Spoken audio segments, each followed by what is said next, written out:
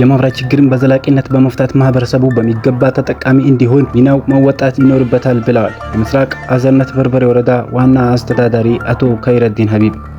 የምስራቅ አዘርነት በርበሬ ወረዳ የማብራት ኃይል አቅርቦትና የታዩ የመልካም አስተዳደር ችግሮችን በዘላቂነት ለመፍታት ወረዳዊ የፎረም መድረክ ተካሄደ። በስልጤ ዞን በምስራቅ አዘርነት በርበሬ ወረዳ የማብራት ኃይል አቅርቦትና የአገልግሎት አሰጣጥ ላይ የታዩ የመልካም አስተዳደር ችግሮችን ለመፍታት ወረዳዊ የፎረም መድረክ ከሚመለከታቸው ባለድርሻ አካላት ጋር ተካሂዷል።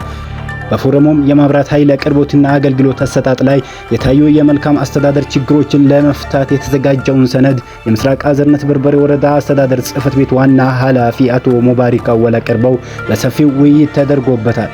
በዚህም መድረክ የምስራቅ አዘርነት በርበሬ ወረዳ ዋና አስተዳዳሪ አቶ ካይሬ ሀቢብ እንደገለጹት የማህበረሰቡን የማብራት ችግር በዘላቂነት ለመፍታት የተጠቀመበትን የማብራት ፍጆታ በወቅቱ በመክፈልና ያለበትን ድርሻ በሚገባ መወጣት እንዳለበትም ገልጸዋል። ከጊዜ ጊዜ ያደገ መጣውን የማብራት ፍላጎት ተደራሽነቱን ለማስፋፋት ማህበረሰቡም የበኩሉን አስተዋጽኦ ሊያደርግ እንደሚገባም በመግለጽ ማብራት ለማህበረሰቡ አስፈላጊ መሆኑን ጠቁመው በዘላቂ የማብራት አቅርቦት ችግርን በመቅረፍ ተጠቃሚ ለመሆን የጋራ መግባባት ፈጥሮ ሁሉም የየድርሻውን ወስዶ መስራት አለበትም ብለዋል።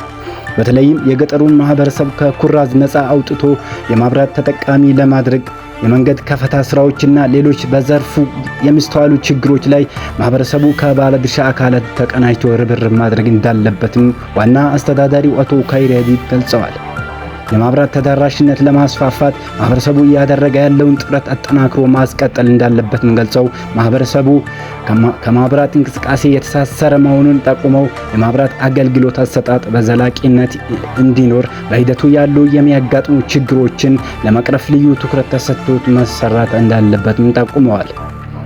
በኢትዮጵያ ኤሌክትሪክ አገልግሎት የማዕከላዊ ኢትዮጵያ ክልል ሪጅን ዋና ኃላፊ አቶ ሽኩር አብዶ እንዳሉት ማብራት ለማህበረሰቡ የሚሰጠው አገልግሎት የላቀ መሆኑን ገልጸው የማብራት አቅርቦት ችግር በዘላቂነት እንዲፈታ በትኩረት እንደሚሰራም ገልጸዋል።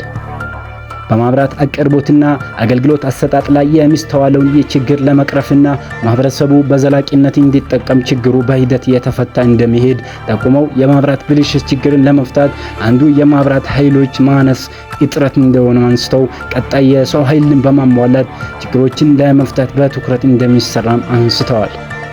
የመልካም አስተዳደር ችግር የሆነው አንዱ የማብራት ተደራሽነት ስለሆነ በየደረጃው የሚገኙ ባለድርሻ አካላት በባለቤትነት ወስደው መስራት እንዳለባቸው የሪጅኑ ዋና ኃላፊው አቶ ሽኩር አብዶ ገልጸዋል። የተጠቃሚዎች ቁጥር መብዛት ለማብራት ተፈላጊነት እንዲጨምር ያደረገ እንደሆነም ገልጸው አገልግሎቱ ለማህበረሰቡ በዘላቂነት እንዲሰጥ በልዩ ትኩረት መሰራት ይኖርበታልም ሲሉ ገልጸዋል። የምስራቅ አዘርነት በርበሬ ወረዳ ምክትል አስተዳዳሪና የወረዳው ግብርና ልማት ጽሕፈት ቤት ዋና ኃላፊ አቶ አብዱል ሰመድ መሐመድ እንዳሉት ማብራት ለከተማውም ለገጠሩ ማህበረሰብ ትልቅ ልማት እንደሆነ አንስተው የተጀመረውን የገጠር ትራንስፎርሜሽን እቅድን ለማሳካት የጎላ ሚና አለውም ብለዋል።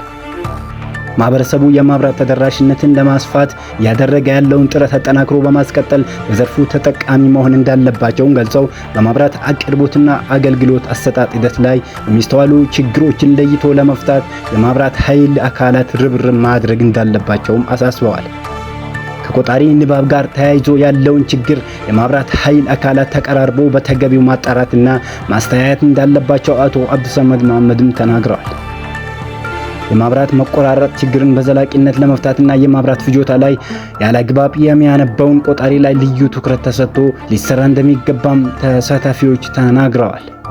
በመድረኩም እያጋጠመ ያለውን የማብራት መቆራረጥና ብልሽት ችግርን ለመፍታት በሚያስችል ጉዳይ ላይ በሰፊው ውይይት በማድረግ የቀጣይ አቅጣጫዎችን በማስቀመጥ የዕለቱ ፎረሙ ተጠናቋል።